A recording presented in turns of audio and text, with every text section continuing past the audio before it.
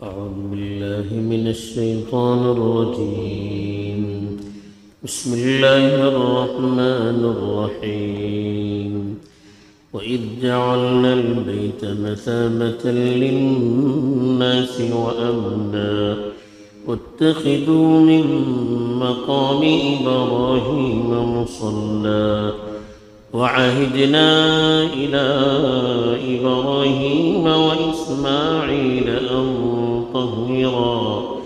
أن طهرا بيتي للطائفين والعاكفين والركع السجود. الحمد لله رب العالمين والعاقبة للمتقين، والصلاة والسلام على سيد الأنبياء والمرسلين خاتم النبيين محمد وعلى آله وصحبه أجمعين. أما بعد. پچھلی آیت میں چونکہ حضرت ابراہیم علیہ السلام کا تذکرہ تھا اور حضرت ابراہیم علیہ السلام کی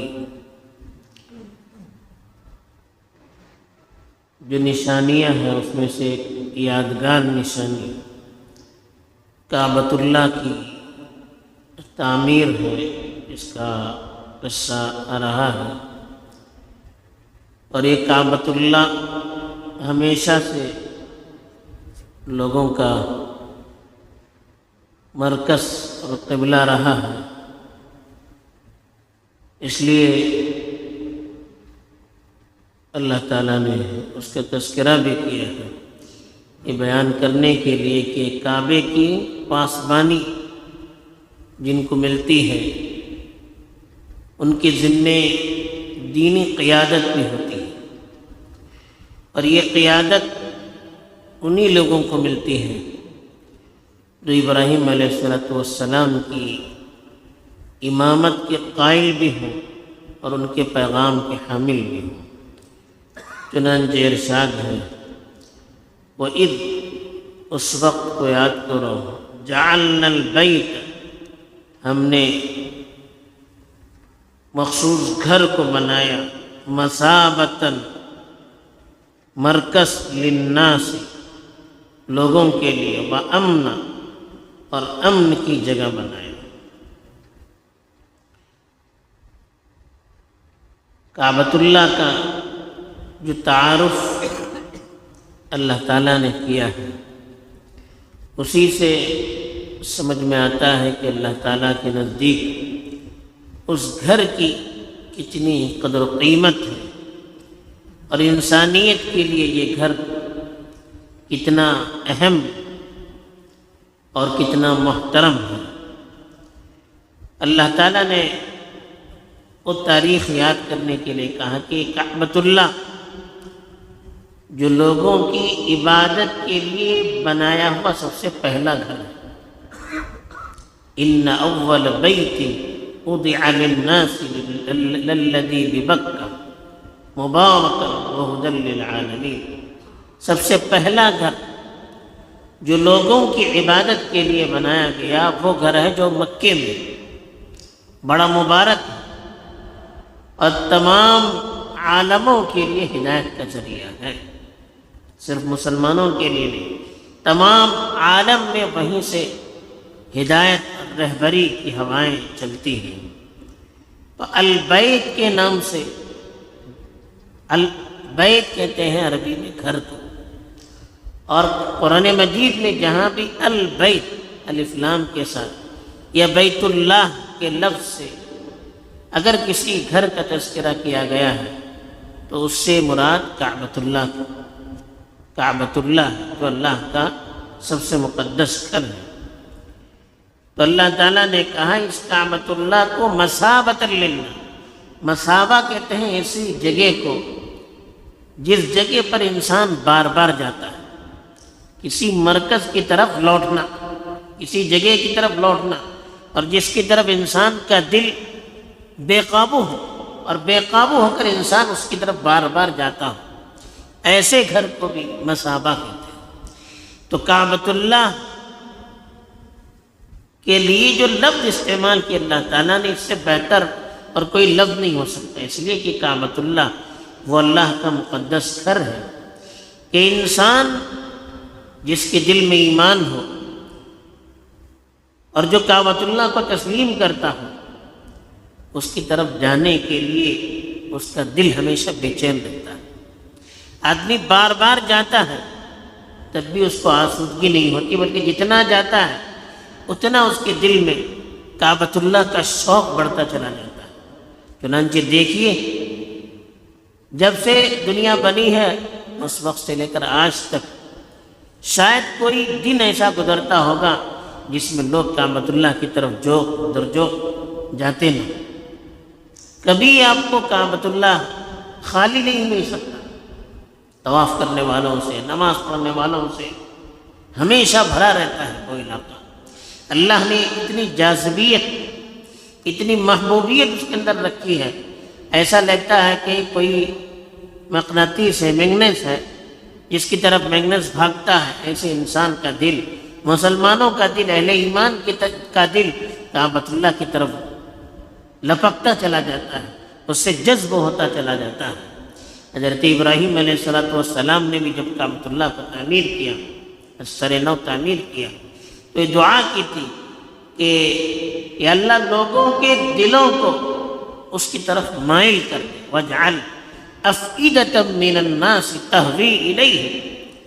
کعبۃ اللہ چونکہ بے آب و گیا زمین پر بنایا گیا تھا، جہاں نہ آدم تھا، نہ آدم ذات تھا، نہ پانی تھا، نہ دانا تھا، ایسی جگہ پر حضرت ابراہیم نے اپنی بیوی اور اپنے بچے کو چھوڑا اور کعبۃ اللہ کی تعمیر کی، تو دعا کی تھی کہ اللہ لوگوں کے دلوں کو اس کی طرف مائل کر دے۔ اسی کی برکت ہے کہ لوگ اس کی طرف ہمیشہ مائل رہتے ہیں، اسی کی طرف ہمیشہ لپکتے رہتے ہیں۔ تو اسی لیے کہا مسابہ، لوگوں کے لیے اس کو مرکز بنایا، اس کو بار بار جانے کی جگہ بنایا، وَأَمْنَ، اور امن کا گہوارہ بنایا۔ کعبۃ اللہ کے سلسلے میں اس وقت بھی جب لوگوں کے نزدیک کوئی دین نہیں تھا، ان کے سامنے کوئی شریعت نہیں تھی، وہ جاہلیت کے دور کو گزار رہے تھے، اس وقت بھی کعبۃ اللہ کی اتنی عظمت تھی، بلکہ حرم شریف کی اتنی عظمت تھی کہ اپنے باپ کے قاتل کو بھی اس سرزمین پر دیکھتے تو اس پر ہاتھ نہیں اٹھاتے تھے۔ جو بھی وہاں جاتا وہ پرامن ہو جاتا، وَمَنْ دَخَلَهُ كَانَ آمِنًا، جو وہاں پر داخل ہو گیا وہ مطمئن ہو گیا، وہ مامون ہو گیا، اب کوئی اس کو مار نہیں سکتا۔ اللہ کے رسول صلی اللہ علیہ وسلم نے بھی حجۃ الوداع کے موقع پر ارشاد فرمایا تھا کہ کعبۃ اللہ کی سرزمین ایسی ہے، حرم کی سرزمین ایسی ہے کہ جب سے اللہ نے اس کو بنایا ہے تب سے اس کو مامون قرار دیا، حرام قرار دیا۔ وہاں کی نہ گھاس پھوس نکالی جا سکتی ہے، نہ درخت نکالا جا سکتا ہے، بلکہ گری پڑی چیز بھی اگر مل جائے تو نہیں اٹھا سکتے، الا کہ اس کا اعلان کرنا ہو تو الگ چیز۔ نہ وہاں پر کسی کو قتل کیا جا سکتا ہے، لڑائی جھگڑا کیا جا سکتا ہے، کچھ بھی نہیں، بالکل مامون جگہ۔ تو اس لیے کہا کہ وَأَمْنَ، ہم نے ان کو جائے امن بنایا۔ جب جاہلیت میں عرب میں لڑائی جھگڑے چلتے تھے، کوئی قافلہ جاتا تو وہ صحیح سالم نہیں پہنچ پاتا تھا، ایسے موقع پر بھی کعبۃ اللہ میں جو داخل ہوتا، حرم میں جو داخل ہوتا، وہ مامون ہو جاتا تھا۔ بلکہ قریش جو حرم کے رکھوالے تھے، ان کا قافلہ اگر کہیں جاتا تو حرم کی نسبت سے، حرم کے احترام میں قریش کو بھی کوئی نقصان نہیں پہنچاتے تھے، اتنا کعبۃ اللہ کا تقدس تھا۔ تو برمایا اللہ تعالیٰ نے کہ اس کو امن کی جگہ بنایا۔ وَاتَّخِذُوا، اور بناؤ، من مقام ابراہیم، مقام ابراہیم کی جگہ کو مصلی، نماز کی جگہ۔ مقام ابراہیم کا مطلب اکثر علماء نے لکھا ہے کہ وہ پتھر ہے جس پر کھڑے ہو کر حضرت ابراہیم علیہ السلام نے کعبۃ اللہ کی تعمیر کی تھی۔ کہا جاتا ہے کہ جیسے جیسے دیوار بڑھتی تھی تو وہ پتھر بھی بڑھتا جاتا تھا، جہاں جہاں وہ گھومتے تھے وہاں گھومتا چلا جاتا تھا۔ اس پتھر کو اللہ تعالیٰ نے کعبۃ اللہ کی نسبت سے اور حضرت ابراہیم کی نسبت سے رکھا، یادگار کے طور پر رکھا ہے۔ آج بھی آپ دیکھیے وہ شیشے کے گنبد نما چیز میں وہ پتھر رکھا ہوا ہے، دھندلے سے نشانات ہیں حضرت ابراہیم کے پیر کے۔ اس جگہ پر نماز پڑھنے کے لیے اللہ تعالیٰ نے کہا۔ اللہ کے رسول صلی اللہ علیہ وسلم نے بھی جب طواف کیا تھا تو یہ آیت پڑھ کر کہا کہ یہاں نماز پڑھنی ہے۔ تو کعبۃ اللہ اور اپنے آدمی کے درمیان میں وہ پتھر رہتا ہے، اس جگہ پر نماز پڑھنا سنت ہے۔ کعبۃ اللہ کا طواف کرنے کے بعد وہاں کھڑے ہو کر 2 رکعت نماز پڑھنا سنت ہے۔ اگر جگہ مل جائے تو ٹھیک ہے، ورنہ حرم شریف میں جہاں گنجائش ہو وہاں پڑھ سکتے ہیں، اس لیے کہ آج کل عام طور پر بھیڑ ہوتی ہے، پھر بھی ان لوگوں نے انتظام کیا ہے، تو اگر جگہ ملتی ہے اطمینان سے تو وہاں 2 رکعت نماز پڑھنا سنت ہے۔ تو اللہ تعالیٰ نے کہا وَاتَّخِذُوا مِن مَقَامِ إِبْرَاهِيمَ مُصَلًّى، یہ مقام ابراہیم کو آپ جائے نماز بنائیے، لیکن اس کو چھونا، اس کو بوسہ دینا، یہ ساری چیزیں نہیں ہیں، بلکہ جو کہا جائے وہ کرنا ہے۔ ہمیں پتھر کی عبادت کرنے کے لیے نہیں، ہمیں اللہ کی عبادت کرنی ہے۔ اللہ نے کہا کہ اس جگہ نماز پڑھو، اس لیے پڑھنا ہے۔ وَعَهِدْنَا، اور ہم نے وصیت کی، عہد و پیمان کیا، تاکید کی، إِلَىٰ إِبْرَاهِيمَ وَإِسْمَاعِيلَ، ابراہیم اور اسماعیل کو عہد کا لفظ جو آتا ہے وہ تاکید سے کوئی بات کہنے کے لیے آتا ہے۔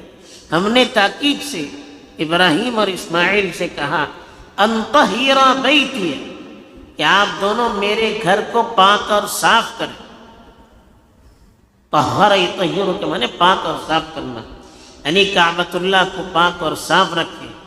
ایک تو ظاہری طور پر کوئی گندگی نہ، دوسرے باطنی طور پر بھی میرے گھر کو برائیوں سے، شرک اور بدعات سے، شور و شغب سے، کھیل کود سے، ہر اس چیز سے جو اس گھر کے احترام کے خلاف ہے، اس گھر کی شان کے خلاف ہے، ایسی تمام چیزوں سے اس گھر کو پاک اور صاف رکھیں۔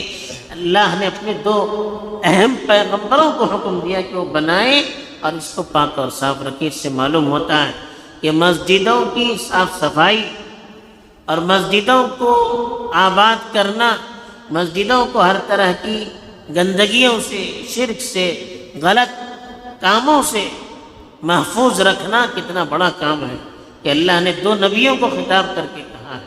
تو مسجدوں کو خیال رکھنا، مسجدوں کو آباد کرنا اور مسجدوں کی حفاظت کرنا، یہ انبیاء کا مشن ہے، اور اس مشن سے اپنے آپ کو لگائے رکھنا ہے۔ تو علماء نے لکھا ہے کہ حضرت ابراہیم اور حضرت اسماعیل کو خطاب کر کے تمام اہل ایمان کو اللہ نے خطاب کیا ہے، اور کعبۃ اللہ جو میرا گھر کا ہے، کعبۃ اللہ کو کہہ کر اللہ کے تمام گھر سے مراد لیے گئے ہیں کہ ہر گھر کو پاک اور صاف رکھنا ہے۔ کن کے لیے؟ للطائفین، خاص طور پر کعبۃ اللہ کے سلسلے میں نے کہا کہ اللہ نے کہا کہ طائفین، طواف کرنے والوں کے لیے، والعاکفین، وہاں پر اعتکاف کرنے والوں کے لیے، والرکع السجود، رکوع اور سجدہ کرنے والوں کے لیے۔ یہ بھی بتا دیا کہ کعبۃ اللہ یہ طواف کرنے کے لیے ہے، وہاں لوگ قیام کریں عبادت کرنے کے لیے، اور نماز پڑھیں، سجدہ کریں، اللہ کی عبادت کریں، اس مقصد کے لیے کعبۃ اللہ کو بنایا گیا ہے، اور کوئی مقصد نہیں ہے۔ اللہ کی عبادت کرنا یہ مقصود ہے۔ بہرحال یہاں اللہ تعالیٰ نے کعبۃ اللہ کا تذکرہ کر کے، حضرت ابراہیم، حضرت اسماعیل کا تذکرہ کر کے ہمیں بھی بتا دیا کہ اللہ تعالیٰ کی یہ 2 جو مقدس پیغمبر ہیں، ان کی جو وراثت ہے کعبۃ اللہ کی شکل میں، جو اللہ کی وحدانیت کا مرکز ہے، جو شرک اور بت پرستی سے دنیا کو پاک کرنے کے لیے بنایا گیا ہے، اس گھر کی عظمت بھی ہمارے دل میں ہونی چاہیے، اور اس گھر کا جو مقصد اور مشن ہے اس کو بھی ہم سینے سے لگانا چاہیے، ہمیں سینے سے لگانا چاہیے۔ جب ہم اس مقصد اور مشن کو سینے سے لگائے رکھیں گے تو اس کعبۃ اللہ کے بھی ہم حقدار ہوں گے، اور ابراہیم علیہ السلام کی پیشوائی امامت کے لیے جو دعا ہے، ابراہیم علیہ السلام نے اپنی اولاد کی پیشوائی کے لیے جو دعا کی ہے، اس دعا کے بھی ہم مقدس مستحق ہو جائیں گے، اور ابراہیم علیہ السلام کی جو اصل وراثت ہے ان کی طرف ہم نسبت کر کے فخر کرتے ہیں تو اس نسبت کے بھی ہم حقدار ہو جائیں گے، ورنہ پھر ہمیں کوئی حق نہیں رہے گا۔ اللہ تعالیٰ ہمیں صحیح پیغام کو سمجھ کر اس کے مطابق چلنے کی توفیق دے۔ آمین۔ وآخر دعوانا